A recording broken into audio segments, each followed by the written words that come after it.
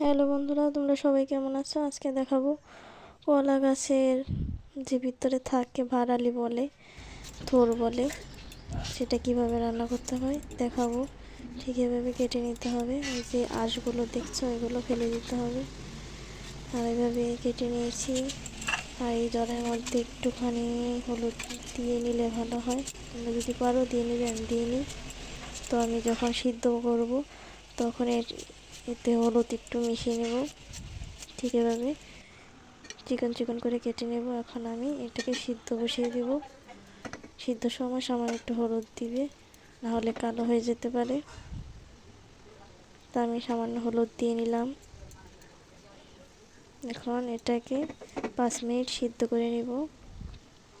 একটু লবণ দিয়ে দিলাম।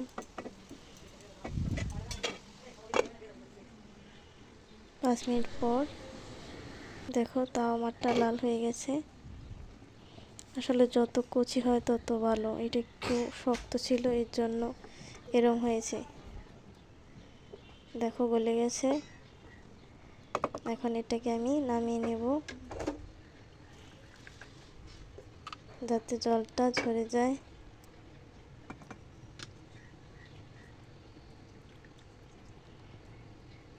এখন কড়াইতে আমি দিয়ে দেব সামান্য একটু তেল, আর দিয়ে দেব শুকনো মরিচ আর কালো জিরে দিয়ে দেব।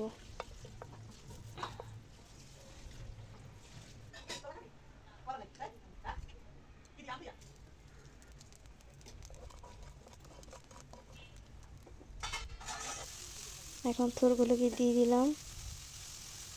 ভালোভাবে ভেজে নিতে হবে। একটু ভাজা ভাজা হলেই খাওয়ার উপযোগী হবে। দিলাম হলুদ, একটু লবণ দিলাম।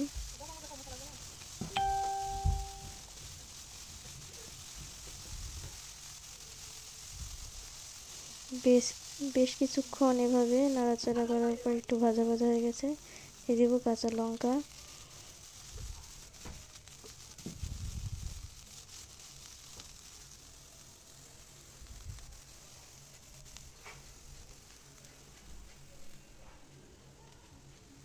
হাই হিটে রান্না করা যাবে না।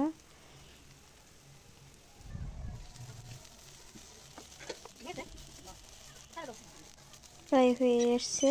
এখন আমি এখানে ধনেপাতা কুচি দিয়ে দেব।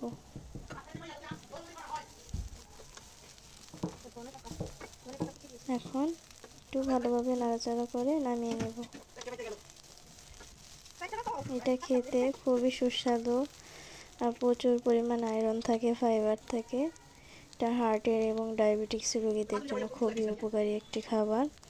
তোমরা অবশ্যই বাসায় ট্রাই করে দেখবে, এতে খুবই সুস্বাদু।